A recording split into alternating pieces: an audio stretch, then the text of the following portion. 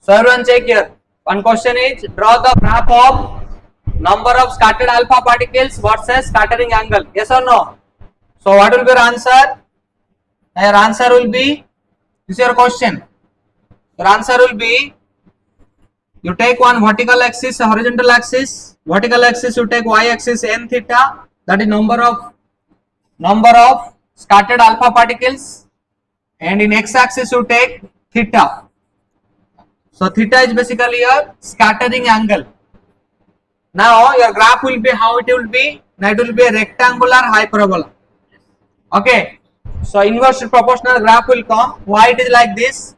Because your number of alpha particles scattered or scattered alpha particles is inverse proportional to, that number is inverse proportional to sine to the power 4 theta by 2, sine to the power 4 theta by 2.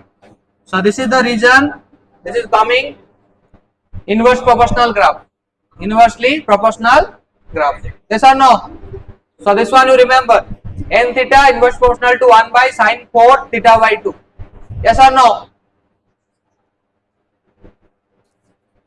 So in Geiger-Marsden experiment, if they ask you, you draw the number of alpha particles and scattering angle graph, the graph will be like this. Or if you want to measure perfectly, you want to do with a scale, you can do here. Okay, here whatever it is shown in this picture you see here. Now here in this picture if you see, theta is taken your scattering angle, your number of alpha particle scattered, that is theta n theta, your theta taken.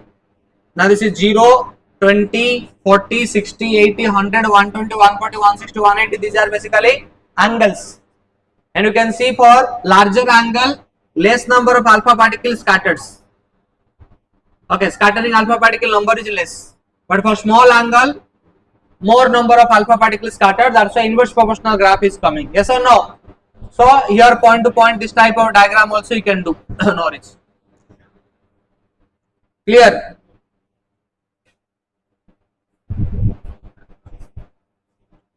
So remember this. This is just a drawing only. Draw, get mark. That's it. Yes or no? Everyone getting the point? Can you draw or not? In Geiger-Marsden experiment, if they ask her draw the number of scattered alpha particle and scattering angle graph, can you do or not? Okay. And if you scale, you want to use scaling here, x-axis scaling should be like this. What is shown in the figure here. And y-axis scaling should be like this. This is a number of alpha particles. 10, 10 to the power 2, 3, 4, like 10 power it is increasing. Yes or no? So you can scaling also you can show. X-axis scaling, y-axis scaling.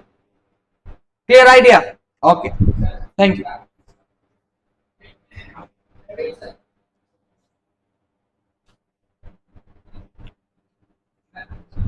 Note it down.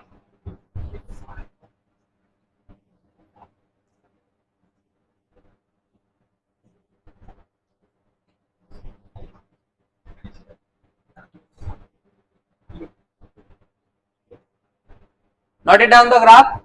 And one more thing, listen here. Some questions they can ask here based on this formula whatever I told. Okay. So for that one relation you can remember here.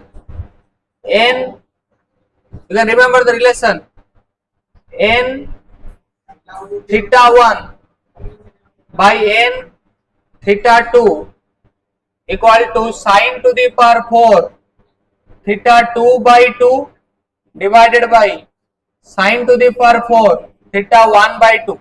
If any question comes like this now, given a certain angle and number given, then for another angle what is the number? Okay, for another angle what is the number? Suppose I am saying like this. For example, I am saying, for see n theta is inverse proportional to sine to the power 4 theta by 2. From that concept I am bringing this picture. Yes or no? Now here already you know the idea. What idea you have? Now you have idea that your n theta inverse proportional to sine to the power 4 theta by 2. Okay. From this idea we are getting what? We are getting n theta 1 by n theta 2 should be sine 4 theta 2 by 2 sine 4 theta 1 by 2. Now see, suppose I am telling for theta 1 theta 1 60 degree. For 60 degree, I have 1000 number of particles. How many particles? 1000 number of particles are scattered. Theta 1, 1000 particles. Now if theta 2 is 90 degree, theta 2 is 90 degree, then how many number of particles will be scattered? Are you getting the question? Are you getting or not? If theta 1 is 60 degree, number of alpha particles scattered 1000. If theta 2 is 90 degree, then how many number of alpha particles scattered? So direct formula use here. So see here, direct substitute n theta 1 1000. 1000 divided by n theta 2. N theta 2 that is equal to sine 4. Sine 4 theta 2 that is 90 by 2. 90 by 2 divided by sine 4 theta 1. Theta 1 is 60 by 2. Theta 1 is 60 by 2. Theta 1 is 60. Theta 1 by 2 means 60 by 2. Theta 2 is 90. That's why theta 2 by 2 is 90 by 2. Now check everyone clearly here. Here 1000 divided by n theta 2 equal to sine 4 90 by 2. How much will come it is? Sine 4 45 divided by, this will come sine 4 30. Now sine 30, sine 45 you know? Then you can calculate easily. Now 1000 equal to n theta 2 that is equal to sine 45 means 1 by root 2. So 1 by root 2 power 4 divided by 1 by 2 to the power 4. Yes or no? Because sine 30 1 by 2. So now you can check here and you can find n theta 2. So now if n theta 2 I'll write, you can calculate here n theta 2, then how much I'll write? 1000 into 1 to the power 4 into root power 4 into root power 4. You check from this calculation. 1 to the power 4 how much say? 1 by 16. Then root 2 4 power how much? 4. So that means 1000 by 4, 250. So you calculate this one. Everyone calculate your n theta 2. N theta 2 is coming 250. You can check your calculation. Half to the power 4 is 1 by 16. Root 2 to the power 4 is 4. Root 2 to the power 4 is 4. Now 4 by 16 is 1 by 4. Then 1000 by 4 is 250. So if at a 60 degree angle 1000 particles are scattering, at a 90 degree angle how many particles are scattering? 250 particles. 250 particles are scattered. 250. So answer is 250.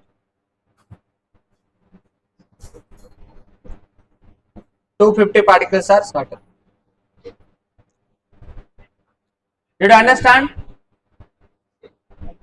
So Geiger-Marsden experiment, number of alpha particles scattered and theta graph if will do, on inverse proportional graph will come, and that relation also remember, and based on that relation you can write one concept like this: n theta 1 by n theta 2 is this much. Then if for theta 1 if 60 degree, number of alpha particle is 1000, then for theta 2 90 degree, how many alpha particles? Now 250 alpha particles. So you can calculate from this formula. Okay, n theta 1 by n theta 2 formula you can calculate.